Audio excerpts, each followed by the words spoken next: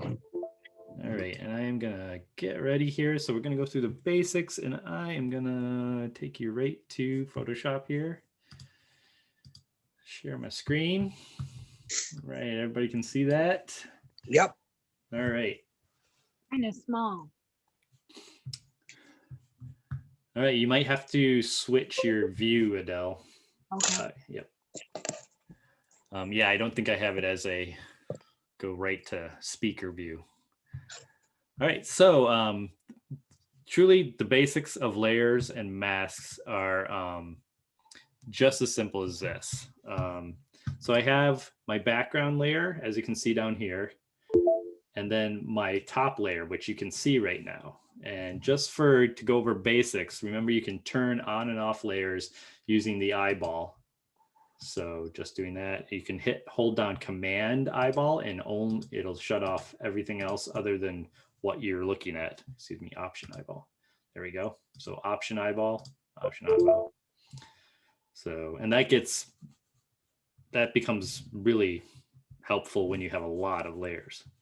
So you have to have 2 layers to really utilize masking. So just remember that too.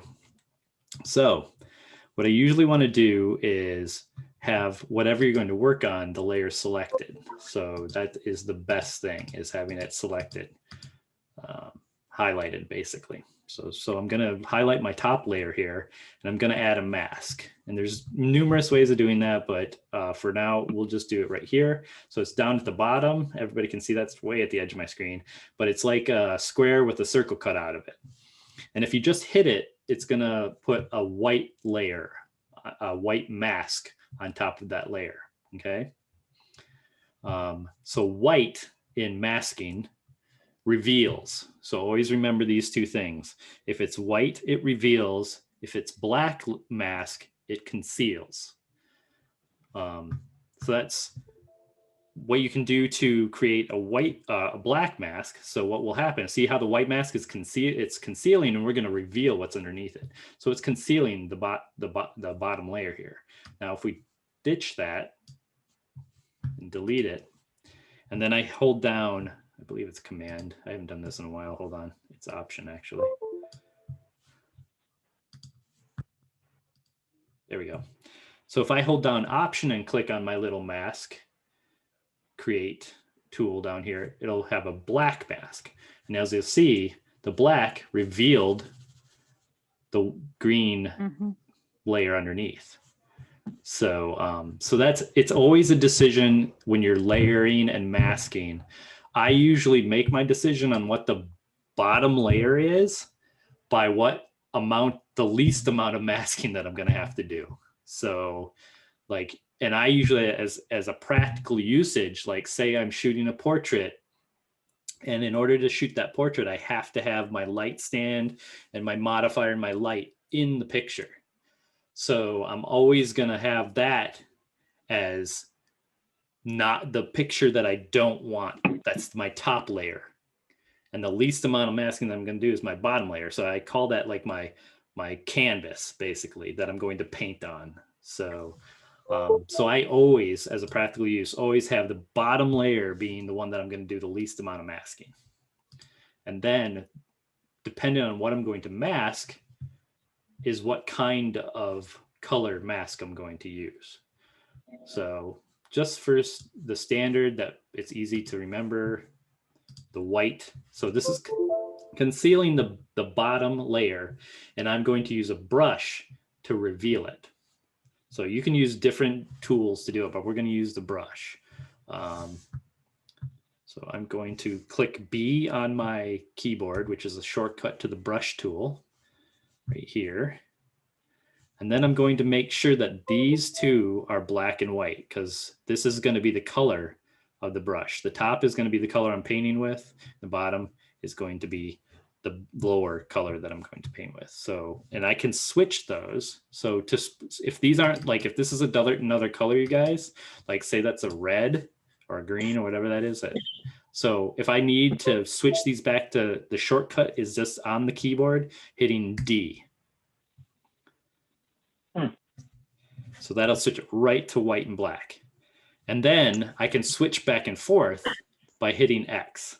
So see how I'm hitting X and they're going back and forth. So remember, you're painting with the top color. So because I have a white mask, I want to reveal.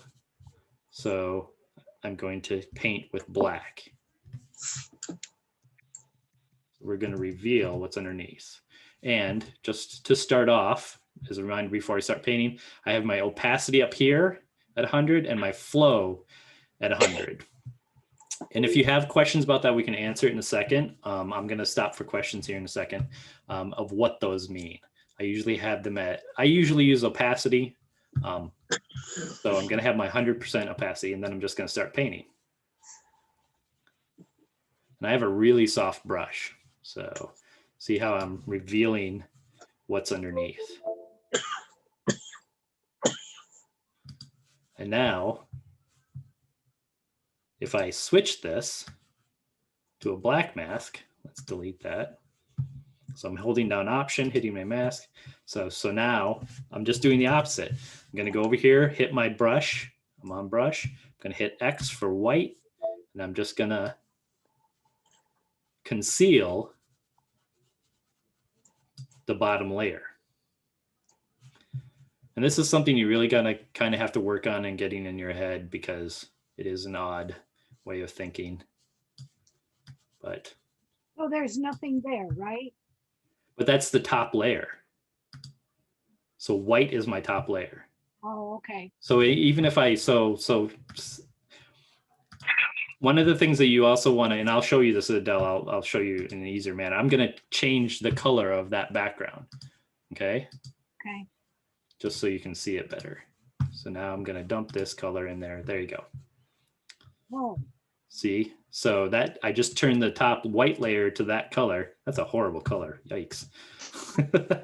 And now this is another thing that people get stuck on sometimes with masks and layers, is that they start painting and see how the actual layer is selected down here.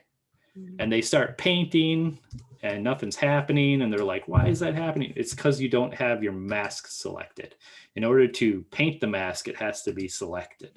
So that's one of the biggest things.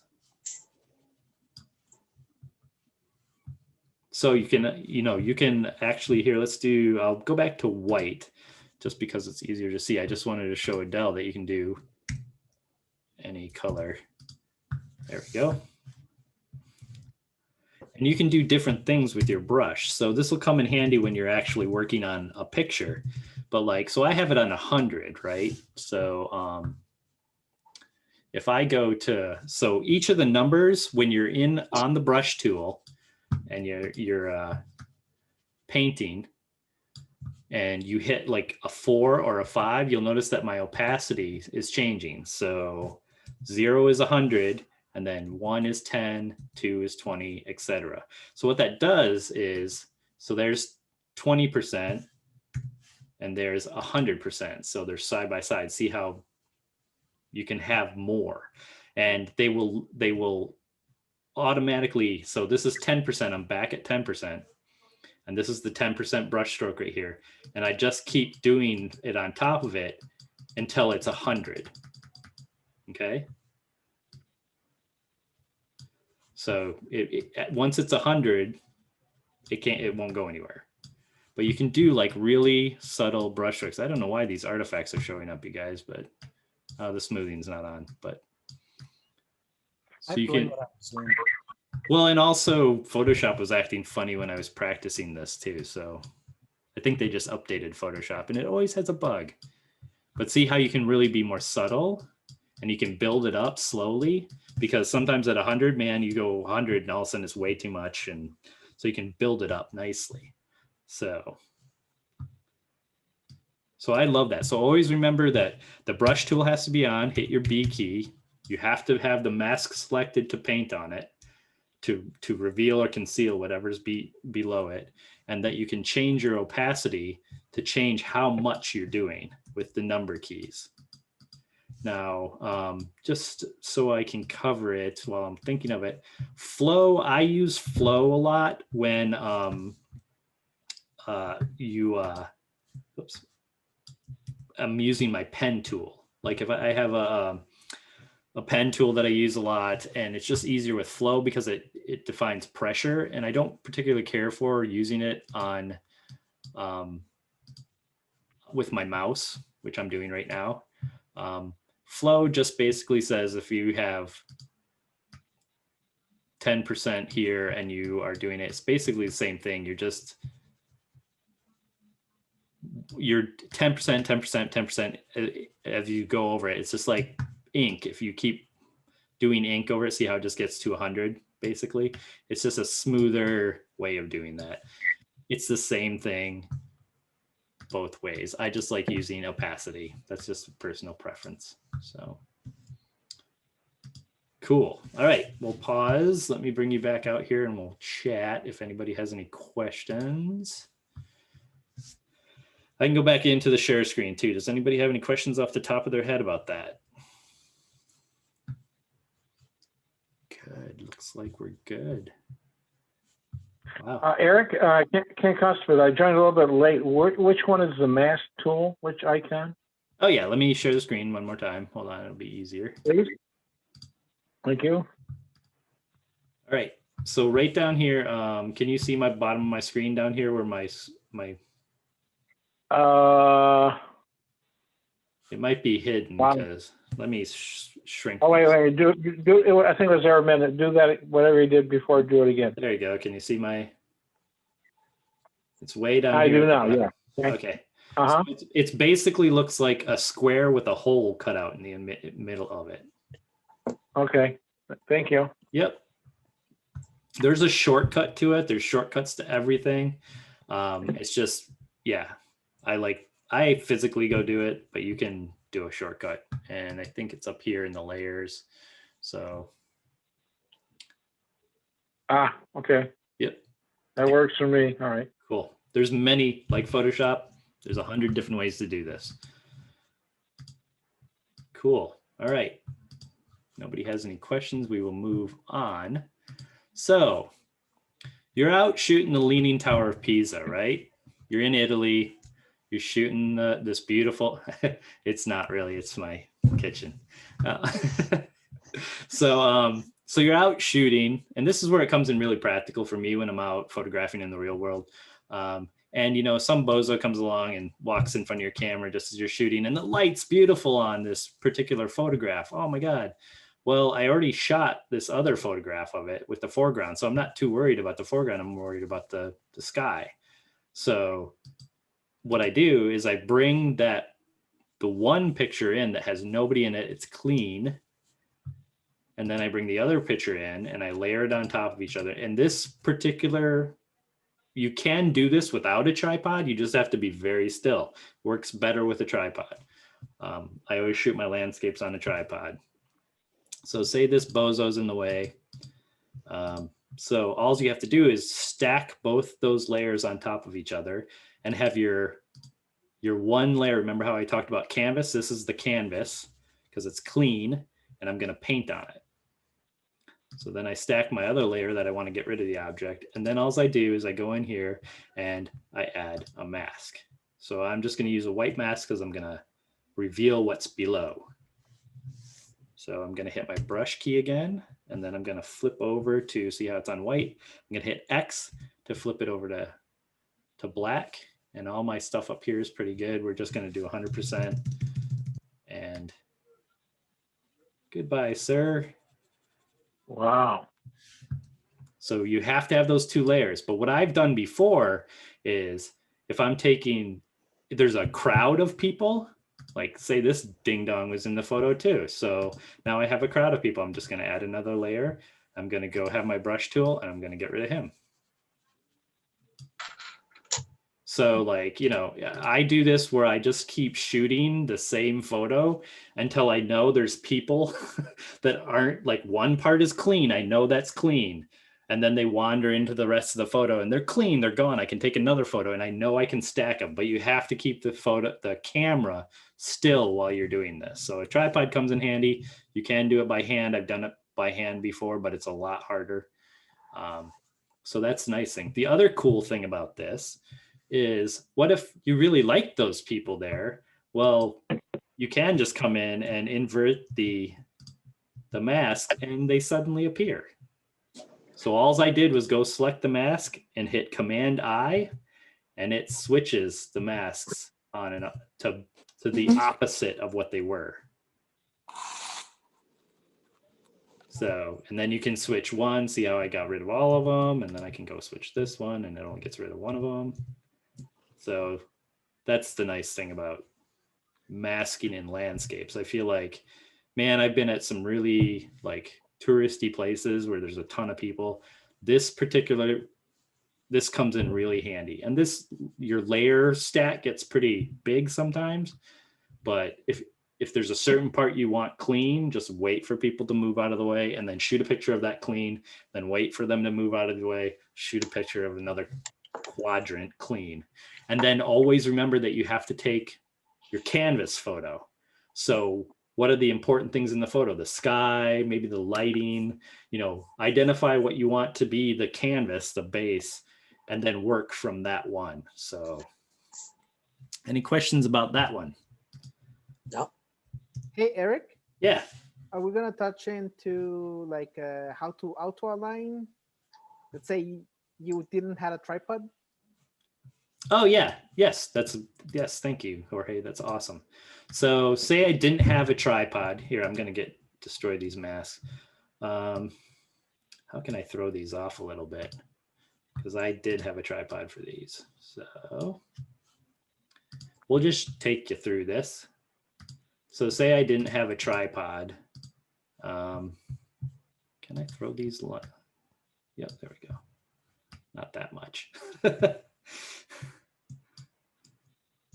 Let's get them realigned. Hold on. All right, so say like that much. See how it's off up here? We'll turn that layer off, and then we'll click on that layer, and then we'll throw it off just a little bit again too. Maybe I wiggled this way, so that's a little bit off. So what you can do is you can turn them all on if you want to, and then you have to select all the layers that you want to align. Okay, and then you go up. Hey, Yeah. Eric, Yeah. I guess I'm not, maybe it's because I'm late, but I'm not quite getting what he means by if you don't have a tripod. So if I was doing this, did you see me like get rid of the balls in front, and I masked them out of the way? So I have this on a tripod, so there's no movement of the background.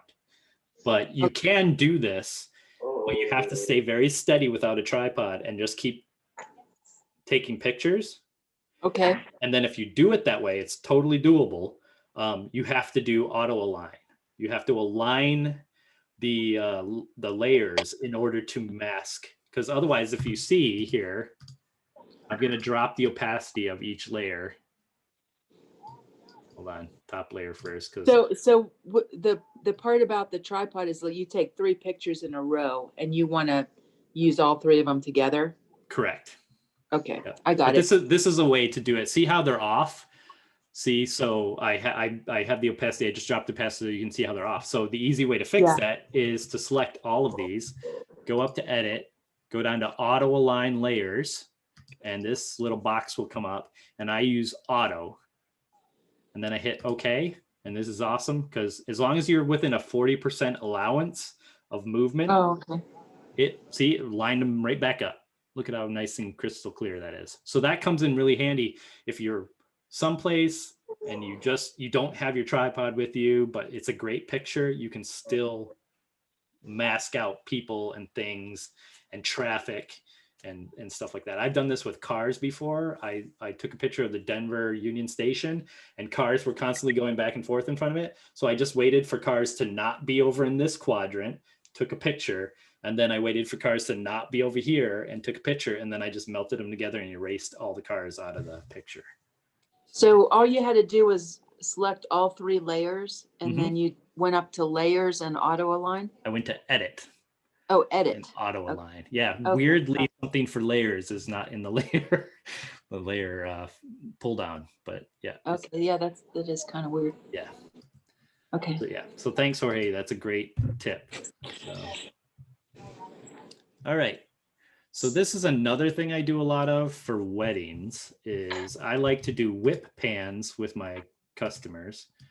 And then I like to melt them together, because this is really hard to whip pan, then strobe them, and then freeze them and have it in the right spot. So I just do the whip pan and then I take a picture. So like wait, this. I don't know what a wet pan is. A whip pan. So a whip pan is this, it's basically a pan where I just whip the camera as fast as I can in one direction to get all these lines on a slow shutter speed, a slower shutter speed. So I can do it vertically or horizontally. Usually I just do it horizontally because that's my subjects are on a horizontal plane. So this comes in really handy, because then I just add a mask and I brush them in. So I'm just going to do that one more time because I had it already in there. So just to show you what I'm doing. So I have both of them selected. I have the top layer selected. I add a white mask because I just want to reveal what's below. Because in my sensibilities, I always put the one thing that I'm revealing on the lowest layer. The one thing that I'm going to do the least amount of work on is on the lowest layer. So, because if I switch these layers, I'd have to paint in all these lines. So it's way easier just to paint in the person, right? So make sure I'm on brush tool, hitting the B. I'm on black. The nice thing is we're gonna do, because see how it just comes in really hard when I'm at 100%, see that doesn't look that great. Like I still have a lot, you know, so what I like to do is zoom into pixel level. We'll erase that mask. There we go. Oops, there we go. And then I go down to like 20 or 30%. And then I just kind of slowly, oops, see how I went way too far. Add my mask. There we go. Make sure my mask is selected. So about 30%. And then I just start painting him in pieces. And I really get down to the pixel level, because I want, see how if I went in too far, I wouldn't have the streaks. See how it gets weird right there? So, and I'll come in and paint that in. Sometimes I'll just do 100, paint him in, and then come clean up the edges. Wow. So we'll via him, and then see I'm at 100, and then let's just paint that in. No, we don't want that. Making mistakes in front of you is good. Here's a dumb question. Nope, no dumb questions. No, okay, go ahead. So the background is one photo and the Yes. kid is another. Correct. And you put the background photo in and then as a mask, and he's a mask. And you're like erasing what's around him. Is that what's happening? I'm revealing him from below. Okay. Does okay. that? Yep. I know it's weird language and everybody has a different language for it. But if you only just remember that the white mask reveals what's below it. And if this was, see, if I did a black mask, see, it's just concealing what's below it. So Yeah. I'm actually, yeah. So. Okay. All right. So then the easy thing is on something like this is I did that. Then I will, so see how I have edges here? Now remember, this is the cool thing about masks is I can just switch the color, hit X and go back to white. And now I'm erasing the mask. Okay. So then I can come in with a softer, I'm at 100. So now I can come in at 30%, really get in on the, and just kind of start blending it myself, you know? Because there's things like this should be not there, you know, and this, I'm going to do a messy job just for speed, but I can really start to make this look clean. Yes, what was the question? So if you have something though that, you know, is a little bit closer up, Yeah. and you need it to be pretty crisp looking, what's the best way to do that? Yep, we'll do that. We'll do that on the next one. Because you really, and you have to remember that I'm choosing things, I'm always choosing things that are going to be easy. And masking is sometimes on complicated backgrounds is really, really hard. And you're going to have to sit there and do a lot of this What I'm doing right now is coming in at pixel level and going like really, like see how I almost erase his face. So like coming in on pixel level, really zooming in, switching back. So I'm on white, switching back to black. So now I'm going to reveal his face underneath and coming in here and doing like a pixel level reveal. Oh, That railing has a break and it will auto align, fix that? No, because I did a whip pan. So it's not quite, it's on one, it's sharp. So here on one, it's sharp. And on the other one, it's not. So like I have to decide what I want there with the mask. So like I might have to go back in and like hit X and come in and actually paint back the whip pan, see, to even that out.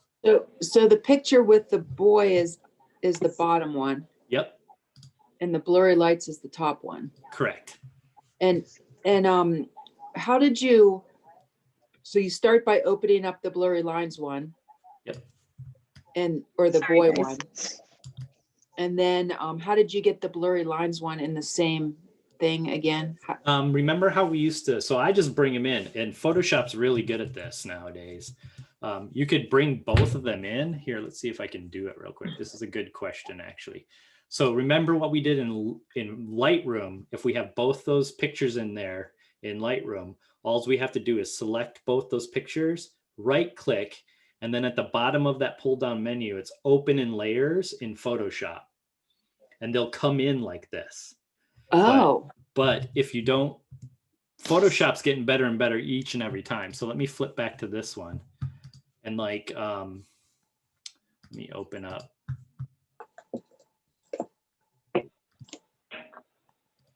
This is it. Nope. wow. Sorry. There we go. All right. So this is another. So you open up each one separately, which I'm going to do. See, it's going to come into Photoshop and it's going to be its own tab. Yeah. So hold on. So here is that image right here. And here is the image that I want it to be in, correct? Okay. So what you do is you guys are in the way. Hold on, I got to pull this control panel. There we go. So this is the one we just brought in. So what I'm going to do is I'm going to go over here and do my move tool, which is V on your, it's not doing it right there. And all I have to do nowadays, and you used to have to like select it, move it over. I just have to grab it with the move tool, go over here, hover over the other photo. It popped up. You can't see because it's so similar. And then I just have to hold shift and drop it. Oh, It okay. automatically tries to align it when you hold shift. So Cool. that's Okay. that's a newer way of doing it. It's been around, but it's so much easier now to do. So Nice.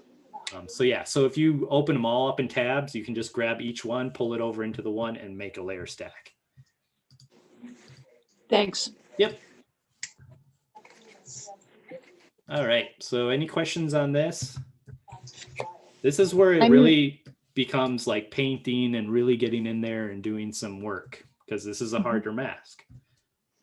I'm taking your tip and putting some notes in my notes. Yeah, there you go. And so, yeah. So what did you say about having the bottom photo should be what photo? I always try to make it the one that I'm going to do the least amount of work with. Okay. So in this case, I knew that I wanted the streaks to be my main one. Mm-hmm. And with this one, it's pretty easy. Either way, I could have just revealed him. I mean, I can stack it. So here you go. All I'm going to have to do is bring that mask up there. See how he's crazy? But then I just have to like have a black mask on here. So I'm just going to, usually I just fill it, but this is faster. Okay, delete. And I'm just going to do my option, hold down and hit mask. So a black mask appears. See how it's concealing everything now? And then I'm just doing the opposite of it. And this is harder, I think, personally, because I can't really see where he is. And so I'm just revealing him, and it's basically the kind of the same thing. It's basically the same thing. But on Okay. certain ones, I just make the choice of the least amount of work that I'm going to do. Mhm. And I just like having my final photo be on the bottom sometimes. So it's really a personal choice. I just like having it this way. It's just more comfortable to me for some reason. But yes. Question. Yep. Back on your first one, when you're taking out those balls. Now you started out with the clean one from the beginning, but if you're doing this touristy shot, every one of those shots is going to have somebody in it. Yes. So how do you build to where you have your basic background with nothing? You have to be patient. You really have to maintain. I keep flipping back through on my camera to see where I have clean quadrants in the photo and just keep taking photos until I know I don't have anybody. There are Photoshop ways of doing this. The median filter is really good at erasing people, but then you actually have to have some cloning skills to go back in there and fix the fidgety stuff that Photoshop doesn't know how. I think this is the easier way of just masking people out, being patient, waiting for people to move, and then taking the photograph. Yeah, but again, each one of your shots is going to have somebody in it. Right. So right. to get back to that clean background, how do you develop that clean background? Yeah, you start to do parts. So like, remember how I'm talking in quadrants? Yeah. So I'll actually bring up like half the photos that I know I want to clean up. This gets very complicated, Marty. So half the photos that I want to clean up, I'll bring them in and I'll make a group of those and clean that side up and then clean the other side up, bring that other half in, make a group, and then I'll just work on it until I have a clean photograph. But I usually try to pick the base layer as the cleanest one. Like, so I'm doing the least amount of work. Right. Yep. So there is something in Photoshop you can look up. It's a median blend.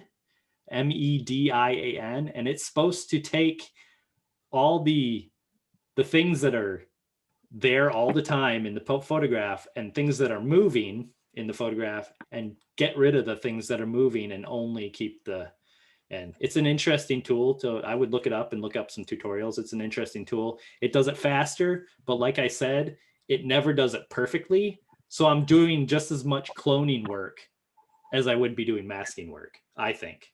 So, okay. Yeah. All right. Thank you. Yep.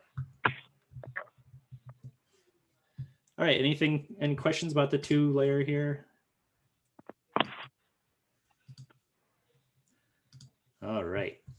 So this is another thing. This is not as practical, but this is another thing I tend to do this with is see how some people don't know how to tie their ties great, and sometimes they have wrinkles and I don't catch it or something like that. So this is just an easy fix for me is I actually make I layer and I mask in. I just basically take the nice half and I just layer it in on top of it. So here, I'll show you how I do that. So I do want it a little bit bigger than that. See how the wrinkles right here? So I want to make sure I'm just above it because I have to mask in this later. I'm not going to do this perfectly. Let's move it over right about there. So then I just make a layer via copy. So you can't see it, but there's actually a layer there. Boop, boop. There it is. So then I can just do this. Oh, hold on, transform. So I hit Command T and then right click and I flip it horizontally. Doink. Okay, so you're fixing the tie with the. I'm just making it, more good perfect. Side of the tie. Yep. Right. And then I'm just going to line it up. And the best way to do that is to make it a little opaque so I can see where I'm lining that up at. I'm just trying to get his lapel correct because then I'll put that back up to 100 and I'll say hit return to set it. And then see how I have these edges. So then I just put a mask on, hit my B, make my layer so it's black, and then I just start masking out the edges of the mask. and voila, we have a perfect tie. So sometimes you gotta like fix it because that looks weird. I don't want too much symmetry where he has the same exact folds. So I go in and I like add the folds underneath from the other layer just so it looks natural, but I got to watch out for the edges. So, and you got to come back in here and really look at it and see there's a weird edge there and stuff like that. But so I do that too. I kind of just mess with it and try to make it not perfect, but make it look so it's kind of still perfect. You just need some old customers so that they don't notice these kind of things. So, and with this one, so I'll throw out those layers but this is the one that I wanted to show you the power of the new Photoshop stuff. So I have my base layer, and this works best with contrasty backgrounds. So you want a nice line between color, so you want them to be contrastier than the background. So black on gray is pretty good. So I want to make sure that my base layer is selected, and then I want to have a selection tool. So you can have lasso, but I like to use the quick mask here. And these two boxes up here at the top, there we go, appear when you're on this tool. So then what I'm going to do is I'm going to hit select subject, and boom, it did an almost amazingly perfect cutout of him. Yeah. But what they've refined is I can actually now hit select and mask up here, and it will bring up another box up here. Let me get you guys out of the way. And I'm going to put it on layers. There we go. Let's put it on black because I think you can kind of see. No, let's do it on layers. Okay. Now you have to have it on object aware over here when you're in select and mask, the box for select and mask. Where's the object aware? It's right over here, over on see how we have color aware and object aware? It's under refine mode. Okay.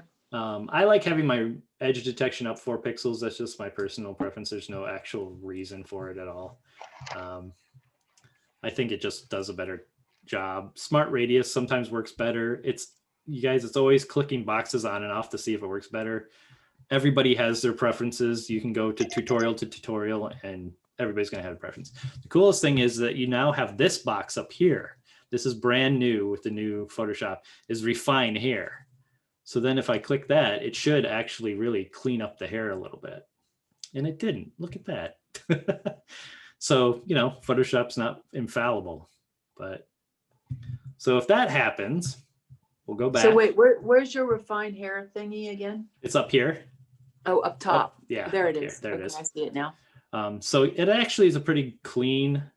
So if it does that, because it's not quite great, I just hit the refine edge brush and I'll come in here just a little bit because I know there's like a piece right there. And it's just coming in. But truthfully, the initial cutout is really good. So I don't really need to refine his hair. It's pretty decent. So then I like to come in as a new layer. So what I'm going to do is I'm going to put him on a different color background. So I'll bring him in as a new layer and then I'll hit OK. So that's really why I come into the select and mask dialog, is just to refine the mask maybe a little, but it's just easier to do new layer from the mask. There's many different ways to do that. That's just the way I enjoy doing it. So now see how it's shut off his background. So now all I have to do is remember anything below him is going to be revealed by this white. This is already kind of a mask. So I'm going to add a layer below him. See how I'm pulling it below him. And then I'm just going to dump in whatever color I want to. I'm going to come over here and select. I'm using this nasty color over here because it's easy to see. Then I have this layer selected. So all I have to do is dump in a layer. And now he's on a different background. And you can make it less by dropping the opacity, turning on this layer down here and dropping the opacity. You can change all kinds of colors.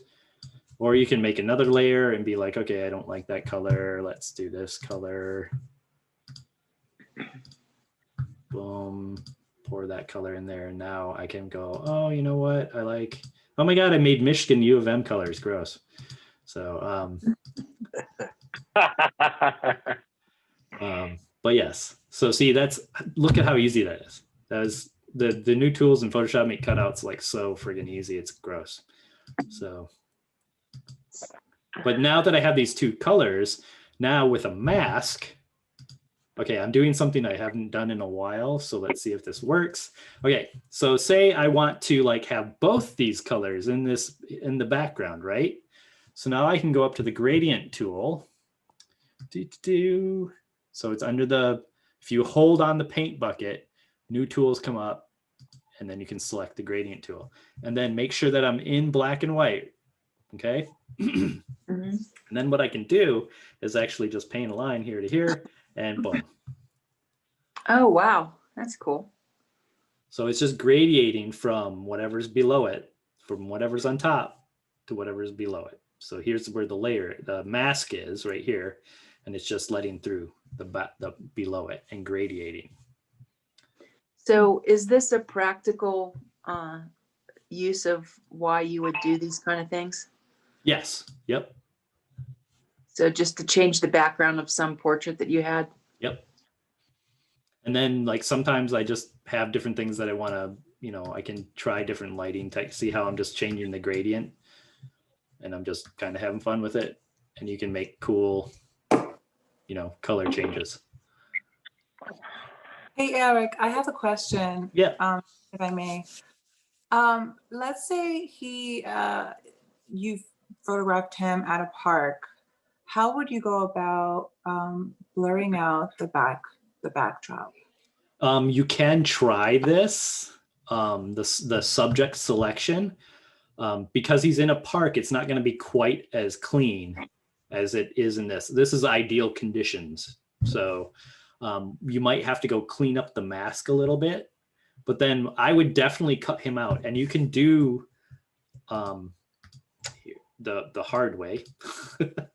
So here's the original picture. There's many tools to make selections. I find that under the lasso tool, there's the polygonal, I can't say this very well, the polygonal lasso tool. And that works pretty well because you can just make lines and every time you click, it sticks and you just keep making lines. So that's one way of doing it and see how when you connect them, it makes a selection, but you have to go all the way around them and that takes time. The other one is the pen tool. And the pen tool is really powerful. And where are we? Well, there you are. So there's different kinds of pen tools in here. But like if you make, and then you hold down, I haven't used a pen tool in a while. Hold on.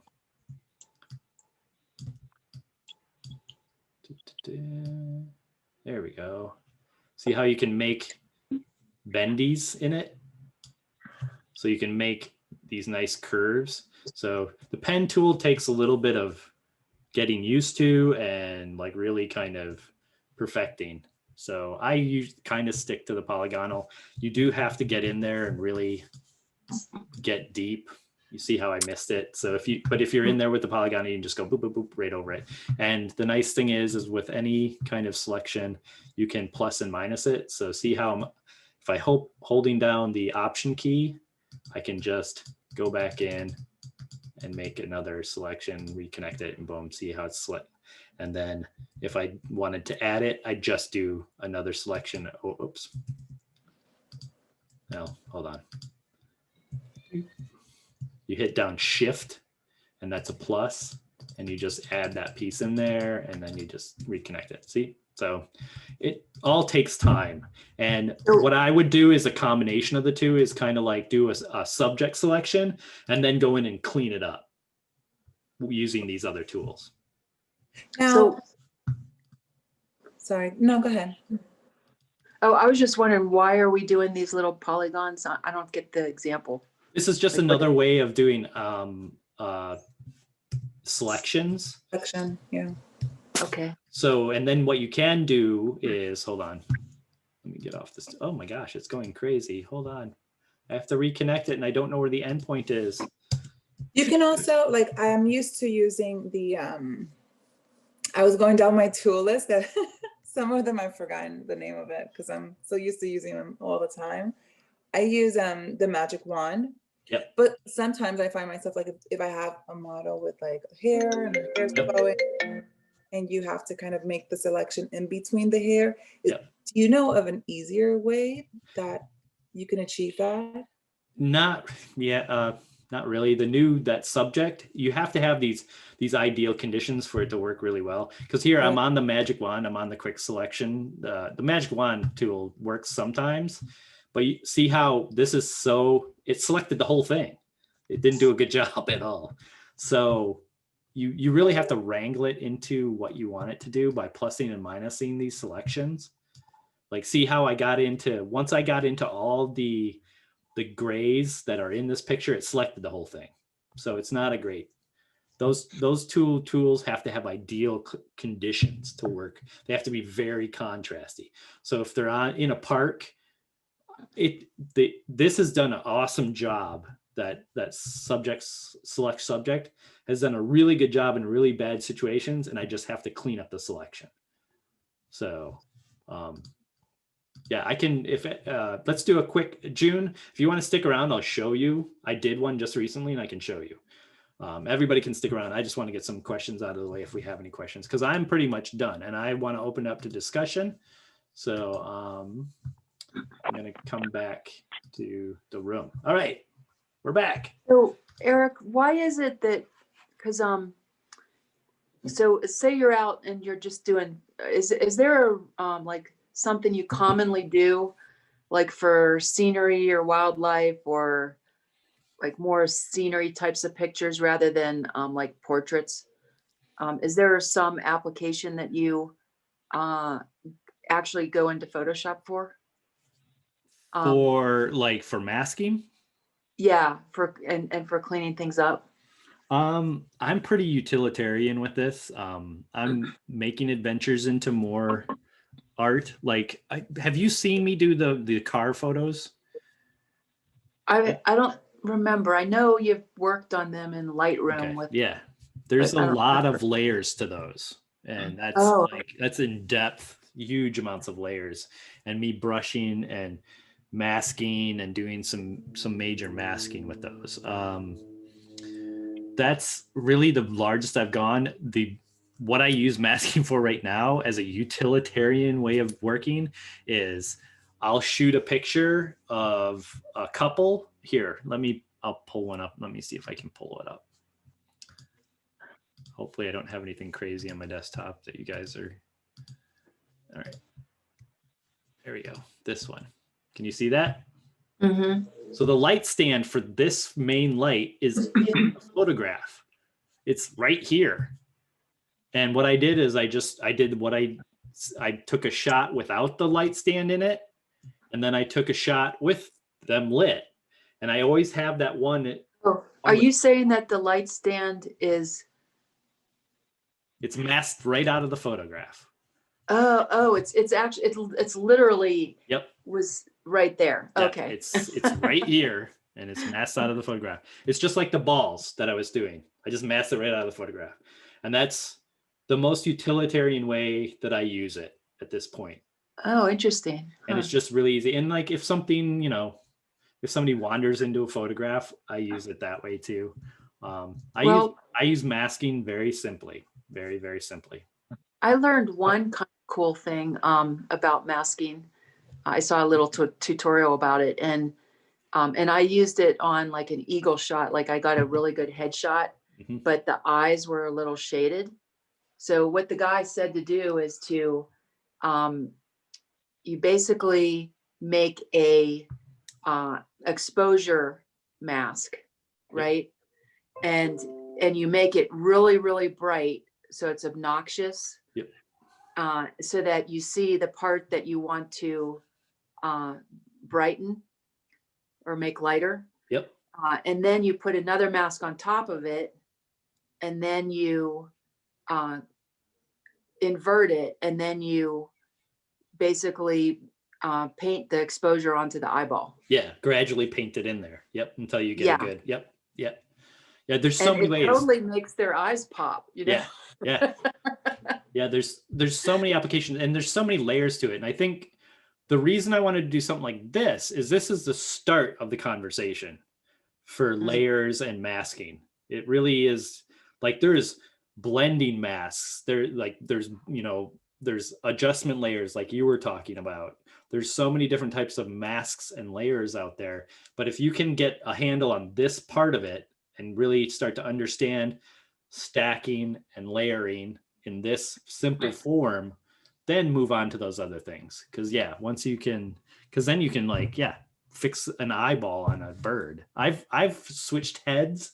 I've done that before, where you take two family photos and you stack them on top of each other, and you got a kid that's going crazy in one and a kid that's perfect in the other, and you smack his head right back on. You just paint it back in.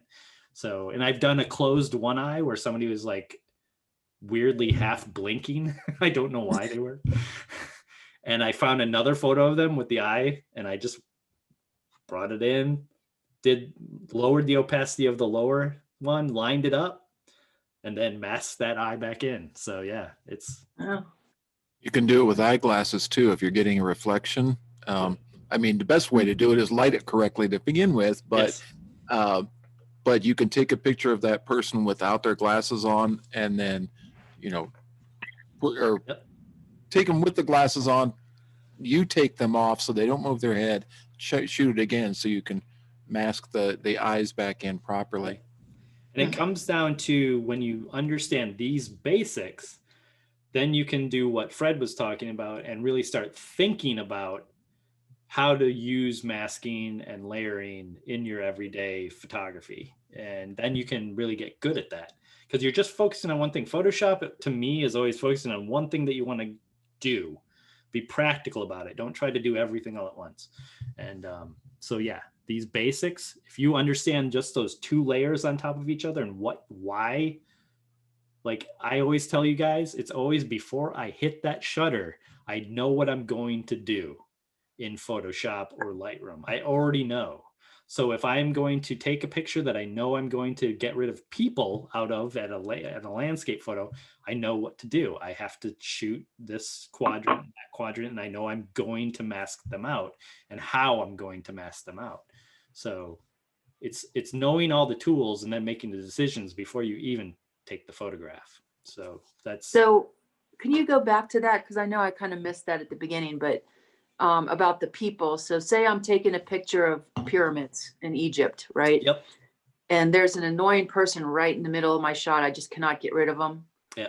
So you would use masking to get rid of him. You wouldn't use like a healing brush or something like that. Yes, if he doesn't move. If people are moving, then I would just wait there until he moves, and then take a picture of that spot that's clean and mask the clean spot back in to the best photo with the least amount of people in it. Does that make sense? Oh, yeah, I see what you're saying. Yeah. Okay. So say I have a great, beautiful sky in one photograph, like it's beautiful, and there's that one ding dong that's just sitting there for like 20 minutes in your way in the worst possible spot. I just wait for him to move, then take another photograph, and then this layer the awesome sky photo back in and layer and mask him out. Okay. So the difference then between like doing something like spot healing is that when you do the masking, you're actually taking a real photograph of that thing to heal the spot rather than the program trying to guess at how you want to heal it. And you're not doing all these little things to try to line everything up with cloning and healing and stuff like that. It's one swipe with a mask and it's gone and it's perfect. It's actually there. It's the perfect. Yep. So that's the reason I do it. I want it to be the real thing. I don't want to sit there and do healing constantly all the time. So I get trapped in it. I make mistakes, So, but yeah. Well, you kind of have to think fast, right? Like, because if you're like, say I'm at the pyramids in Egypt, once in a lifetime trip, I don't know that I'd think, oh, I have to wait a couple minutes for this spot to become clear because I want it clear in my final photo, you know? Yeah. It's a way of thinking. It's a way of seeing, like a photographer. It's all experience when it comes down to it. So like when you get enough experience practicing this in other ways, and then you actually have the once in a lifetime, trip to Egypt to shoot, you're ready. You know when to do it, why to do it, and how to do it. So it's like, that's practice. We're all athletes when it comes down to it as photographers. This is a sport. You gotta practice. So let me ask you this. How do you, like when you're out shooting the picture and you shoot, your first picture with the annoying people in it, and then finally the guy goes away and then you shoot your good picture, like how do you indicate that in your camera so that when you get home and you're downloading all of them, you know which two you wanted to combine? Yeah, usually I have a dozen to 40 to 50. I'll just go through them real fast. I use Photo Mechanic, and I'll just go through them real fast and just tag them, which ones I want to use. Okay. I'll look at this quadrant and I'll be like, bing, bing, bing, bing, bing, and really fast go through it. Okay, that one's clean, tag. That one's clean, tag. And then I'll bring them into Lightroom or Photoshop or whatever my workflow is. And then I'll clean them up. Okay. So, but I'll always be looking for that canvas one, the one that I know is going to be the base one that I'm going to work on. And it's work, you guys. It's work, no matter which way you do. There's no easy way around it. If you want it to be a clean photo with no people, you're going to be spending time shooting and time masking. That's the two things you're going to be doing. So, but man, it works really easy, I think, when you get good at it. And when you got to make mistakes. I can't have you avoid all the mistakes. I'm trying to avoid some of the mistakes. So. Can I say something? Yeah. It just for how just for scenario sake, right? Have you ever done like a long exposure to remove people from like a scene, Lori? Yeah, I did. Wait, have I ever done a what? Like a long exposure, like at a train station, right? Oh no, I have not. So go ahead and do that.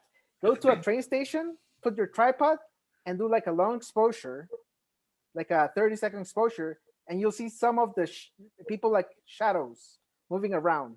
Yep. And then do 30 shots of 1 second of the same thing. So it's like a 30-second exposure and 30 exposures, and then try the same method of what Eric is sharing right now, and you'll see the difference. You'll be able to compare, and you'll be able to see the difference. Yep. And Jorge, do you, for a long exposure like that during the daytime, do you have like a ND filter? ND filters, yeah. Because I like to shoot usually open, like f4, something like that. Yeah. So what this is a good subject off topic, but it's also, it's a great technique. What level of ND filter do you have? Like an 8, or what are the numbers? I always forget. Yeah, so I have an 8, and I have a variable ND filter. So I usually stack them, and I open up the ND filter so I can focus and compose, and then I close the variable ND filter so that I can get more stops of longer. Yeah, longer. Yeah. So that's another way of doing it. And it's actually, truthfully, in the long run, easier. With Oscar or Marty, that's another way of doing it, is doing a longer exposure so the people just blur, and then you can just get rid of anybody that's solid. Just mask them out. Does that make sense? So that stands for too long. So that's a good tip, Jorge. Yeah, an ND filter is a requirement, I believe, for something like that. So yeah, and it's something that you don't usually do. I'm gonna say that unless you actually like doing a lot of traveling, then you don't really need that tripod ND filter option, because you could just have a tripod. Yep. But for example, if you go to a church that it's in France, they won't let you pull out a tripod. Yep. And that's why that was my question. Like, can you auto align them? And apparently Photoshop can do that. Yep. So that's another thing that you can try, right? Yep. Go Yeah, to and the you gotta station without do the tripod thing. Take out the camera from the tripod and handhold 1 second exposures. Yep. And then know how to align them, because the problem of this whole process is that you need to do it a couple of times so that you understand what you need to take on the spot. Right. Because you cannot go back in time and fix that. Yep. And practicing. Yep. Exactly. So that's kind of like the comment that I want to say. Because once you go through the process, you're like, oh, I wish I had done this and this and this. Yep. And you can just go to Union Station. It's a great place to do it. Yep. You can try all these techniques there because there's this constant, it's busy. Well, I don't know how busy it is right now, but somewhat busy. And if you're in Michigan, you can go downtown to the bus station or they got the park down there. So there's different various ways. The river is a good one too, because the Blue Bridge. So, but yeah, there's different places. But yeah, that's a great advice. That's awesome. Cool, you guys. Any other questions? Oh, it's like early. But yeah, so we have, what do we got? We got coming up critique. If you haven't been to a critique, come join us there. We're doing live critiques, and that is February 18th, I believe. And then I also have the sky replacement and skin smoothing demo discussion. We're just going to go over the new tools in Photoshop, which they're amazing. And that is February. Ooh, it's a Saturday. Hold on. I think it's February 6th there. Yes, February 6th. Thank you. So those are our next things. So yeah, please come check out our critique. We have a lot of fun. It's awesome. You learn a ton. Just looking at other people's pictures and learning how to make them better. So yeah. Amen. Cool, you guys. Thanks a lot. I'll stick around for like 10 minutes. And if Jane, if you're still here, you want to see that stuff, cool. If you want to stick around and see it too. I'm going to stop recording though. So, but if you want to see what stuff, I'm going to show her how to do a cutout in a messy background. Oh, okay. I'll watch you do that. Okay, cool. Thanks, Eric. Yep. Thanks a lot. We'll see ya. Thanks, All Eric. right. Yep.